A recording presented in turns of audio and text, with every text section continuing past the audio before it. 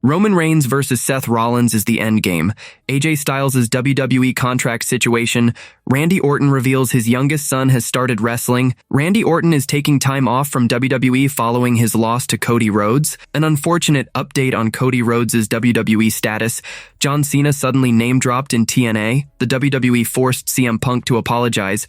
Moné responds to being the modern-day Hulk Hogan. The Backstage wants Cory in a permanent main roster role. WWE makes a massive change to Solo Sikoa's faction ahead of SmackDown. Let's dive right in. AJ Styles' WWE contract situation. Get ready for some big news about AJ Styles' future in WWE. After tons of chatter about his contract winding down, it seems the phenomenal one isn't leaving anytime soon. Inside sources say Styles quietly signed a one-year extension with WWE, keeping him in the ring with the company he's called home for years. There's no official word from WWE or Styles himself, so the exact details, like when he signed or when the deal ends, are still a bit foggy. For now, though, it looks like Styles is sticking around. He's been a major player on SmackDown since returning from an injury earlier this year, and the wrestling world is buzzing with excitement about what's next for him. Back in 2019, Styles admitted to chatting with AEW's Young Bucks, but those talks never got serious, and he signed a new WWE deal, calling it his final one. This extension hints he might not be ready to hang up his boots just yet, but he's made it clear he wants to end his career with WWE. Styles has always been a key player,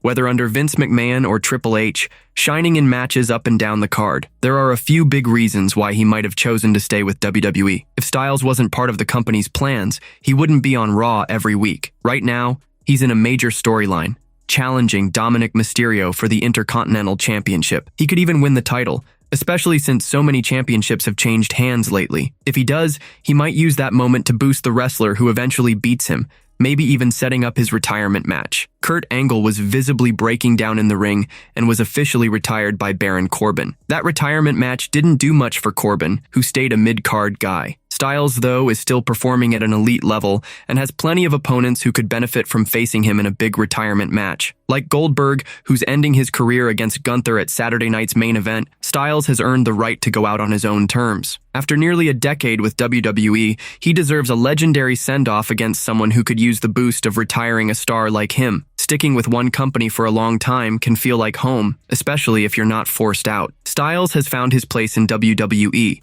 where he's been a mainstay for years. He's already wrestled for TNA, Impact, and NJPW, and going back would feel like a step backward. Staying with WWE lets him finish his career where he's done his best work, and that matters to someone like Styles. Just look at AJ Styles' physique. He's in incredible shape, even as he nears 50. Most people, even in their prime, don't look that good. If his body was slowing down or his matches were slipping, it might be time to think about retiring. But Styles is still delivering top-notch performances, proving he's got plenty left in the tank. Like John Cena, who's 48 and making a big comeback before retiring, Styles could be in line for one more major title run to cap off his amazing career.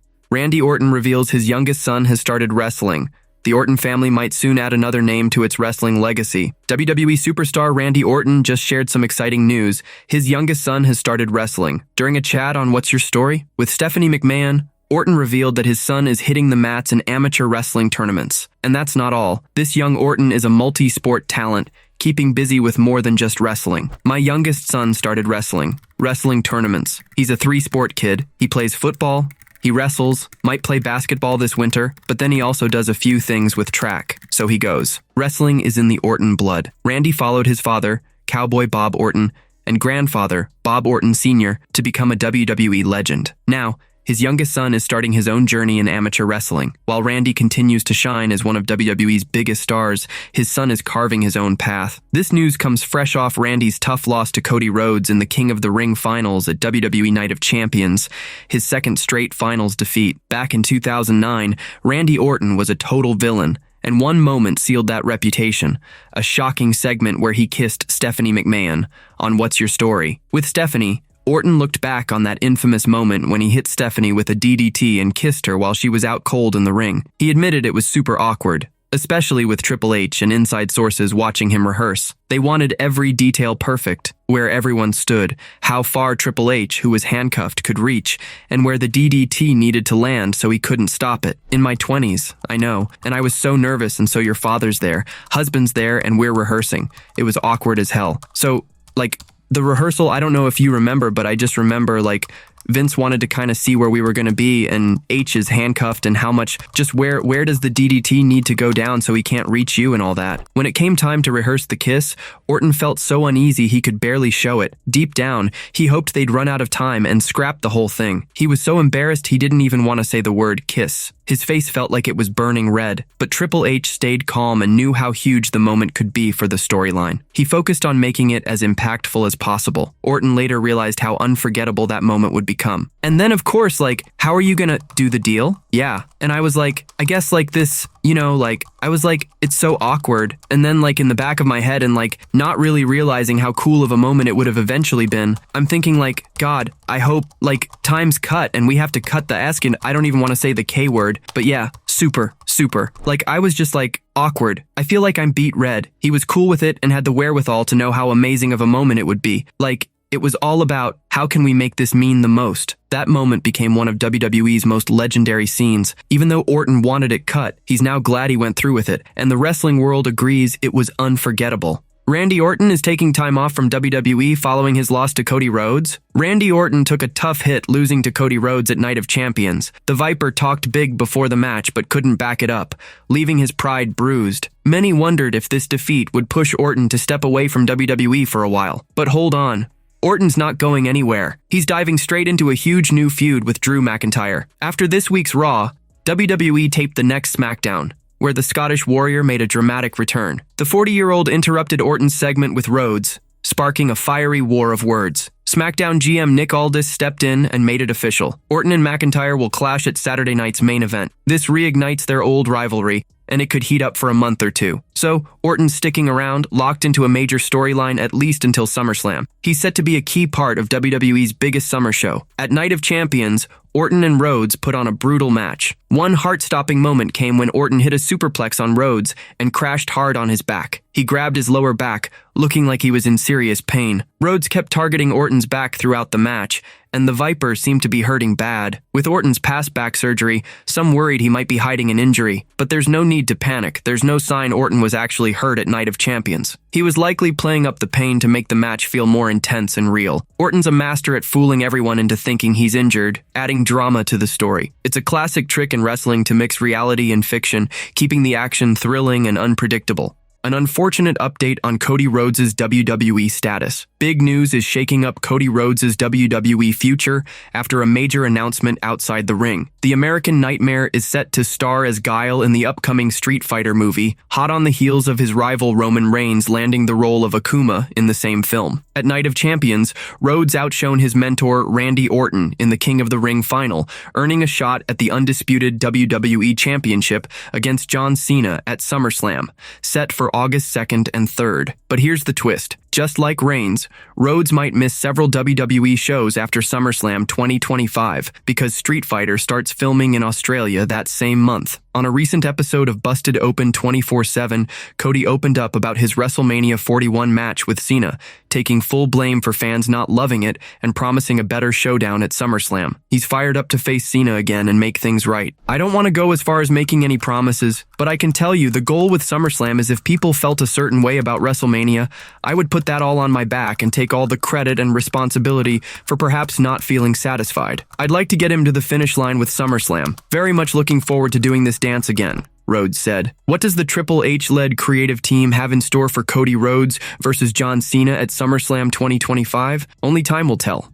John Cena suddenly name-dropped in TNA. John Cena's epic retirement tour has him stealing the spotlight at every major WWE premium live event this year, headlining them all. But now, his name just popped up in a surprising place, on a recent TNA Impact Wrestling episode. This has everyone talking about whether the last real champion might actually show up in TNA. During the episode, Cedric Alexander went face-to-face with Mustafa Ali. Cedric brought up their days in WWE's 205 Live, the brand for the cruiserweight division where they both shined. He called out Ali for changing, reminding him of their epic match at WrestleMania 34 that lit up the arena. Cedric even pointed out that John Cena was in the crowd that night, giving them a standing ovation when it was over. This shout-out to Cena has sparked wild speculation about a possible TNA appearance. Cena's never stepped foot in TNA, but with his final run in full swing, Could he visit the home of the X Division? Meanwhile, Cena made waves at this year's Elimination Chamber by turning heel for the first time in nearly 2 decades. He shocked everyone by siding with The Rock and attacking Cody Rhodes, kicking off his villainous streak. But since that March event, The Rock hasn't shown up in WWE. Recently, on Complex with his Heads of State co-star Idris Elba, Cena was asked to name the greatest trash talker in WWE history. He listed several legends, including The Rock, who he hasn't mentioned much since his heel turn. That's a tough one. Some pioneers. Again, Roddy Piper comes into play. You can't ignore Dwayne "The Rock" Johnson or Stone Cold Steve Austin or CM Punk, Cena said. Everyone's dying to see Cena and The Rock face off again to settle their unfinished business from Cena's heel turn. Will The Rock return to WWE to wrap up this storyline, or could Cena's TNA name drop hint at a shocking detour? The wrestling world can't wait to find out. The WWE forced CM Punk to apologize.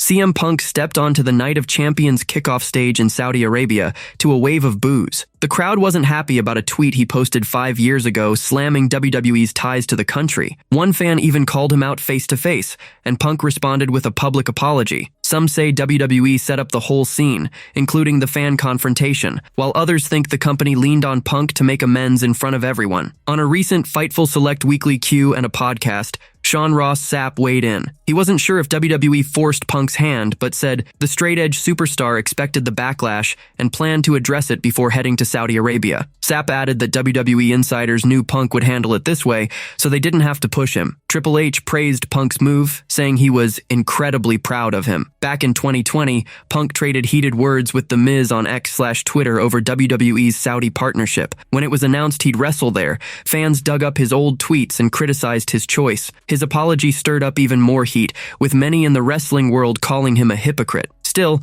Punk got backing from Rob Van Dam and his old rival Ryback during the storm. While Sapp suggests Punk might have apologized on his own, another expert tells a different story. On Wrestling Observer Radio, Dave Meltzer said WWE orchestrated the apology. That obviously was planted. Obviously somebody wanted him to apologize, and he did. Like, they protect people from this type of thing, and they did not protect him at all. They ran an angle that made him look bad. They did this. They made him apologize, Meltzer claimed. For now, Punk's moved past the Night of Champions drama. He came up short against John Cena for the undisputed WWE Championship in the main event, thanks to Seth Rollins costing him the match. It looks like a new feud with Rollins is brewing next.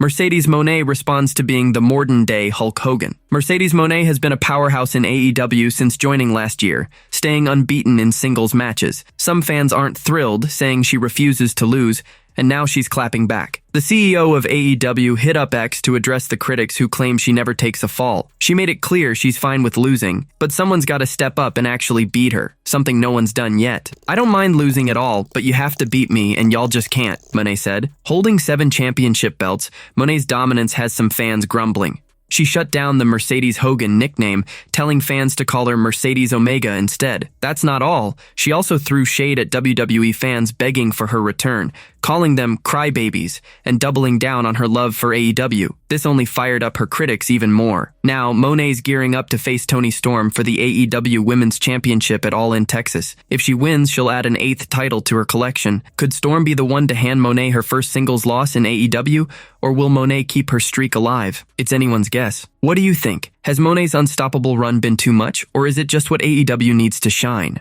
The Backstage wants Corey Graves in a permanent main roster role. Corey Graves has been holding it down on the commentary desk for Monday Night Raw, while Pat McAfee's been away from TV. Nobody knows when McAfee will be back, but there's a big movement inside WWE to keep Graves front and center. On WrestleVotes Radio, inside sources revealed that a lot of people in WWE want Corey Graves on main roster shows every single week, no matter who's available. They know Pat McAfee brings a lot to the table, but many feel Graves' talent and passion are too good to keep off the air. It's still unclear if WWE wants to bring back 3-man commentary booths for their shows. According to several within WWE, there is a strong contingency to get Corey Graves on main roster TV weekly, regardless of who is or is not available. While several understand the value that Pat McAfee brings to the company, many feel like Graves is way too good and way too passionate to not be on main roster TV week in and week out. Unable to confirm if WWE has interest in bringing back the 3-man booths for TV. Graves stirred up some noise a while back with with now-deleted tweets venting about his move to NXT, but he's bounced back big time. Reports say WWE has completely moved past that drama,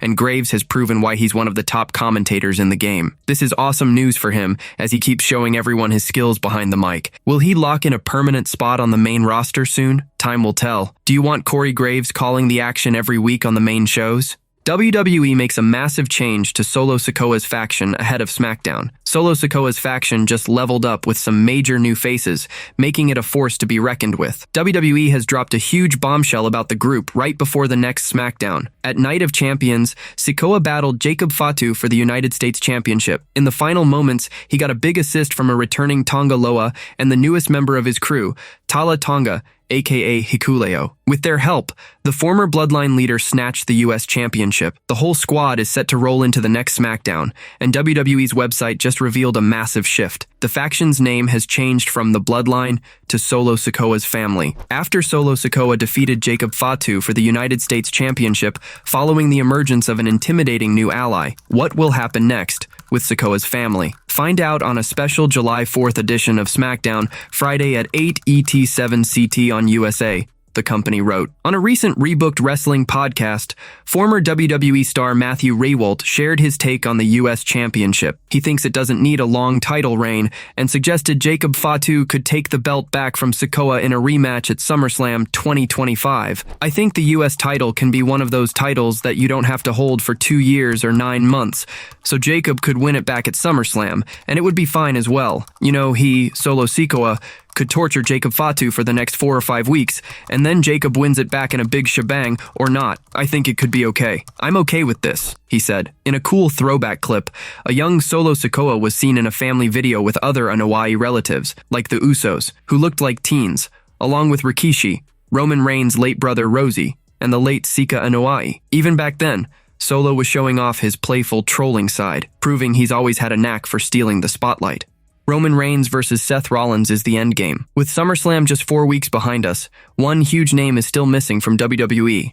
Roman Reigns, the tribal chief. He hasn't been seen since WrestleMania weekend, leaving everyone wondering if he'll return at SummerSlam, maybe during or after the main event like he did last year. At WrestleMania, Reigns took a pin from Seth Rollins in a wild triple threat match with CM Punk after Paul Heyman's shocking betrayal. On the following Raw, Rollins and his new muscle, Braun Breaker, took out both Reigns and Punk, while Punk has teamed up with OG Bloodline members Sami Zayn and Jey Uso to fight back against Rollins, Breaker, and Bronson Reed. Reigns is still licking his wounds. If the tribal chief comes back in time for SummerSlam, he's got his sights set on Rollins or Breaker for a major match. But trouble might be waiting for him. Reigns is set to start filming the Street Fighter movie with his old rival Cody Rhodes in August, meaning he'll likely vanish from TV right after SummerSlam. An injury angle seems like the perfect way to write him off. Whether he faces Rollins or Breaker, the latter being more likely since Rollins is tangled up with Punk, Bronson Reed could be the game changer. Reed might jump in during or after the match to take out Reigns, laying him out with a brutal barrage of tsunamis, just like he did to Rollins. Seeing Reed and Breaker destroy Reigns would be a jaw-dropping moment. At Survivor Series, War Games 2024, Reed and Reigns were on opposite sides, with Reed in the bootleg bloodline and Reigns with the OG bloodline. This could push Jey Uso or Sami Zayn to keep battling Rollins' crew in Reigns' absence, setting up an OG bloodline reunion when he returns from filming. All this could build to one of the biggest matches of the decade, Roman Reigns versus Seth Rollins. Their feud is heating up, with Rollins and Punk likely headlining SummerSlam, possibly for the World Heavyweight Championship, to settle their year-long rivalry. After that, Rollins could turn his focus to Reigns, setting the stage for an epic clash at WrestleMania 42. Reigns versus Rollins is one of WWE's biggest dream matches right now. Despite their long-burning tension, they haven't had a clean singles match in nearly 9 years. Shockingly, besides Cody Rhodes, Rollins is the only one to beat Reigns one-on-one during his 1,316-day undisputed championship reign. That win came at Royal Rumble 2022 via disqualification after Rollins got in Reigns' head, pushing him to snap and unleash a vicious steel chair attack. That chair has become a symbol of their bad blood, tying back to a game-changing moment 11 years ago that shook the wrestling world.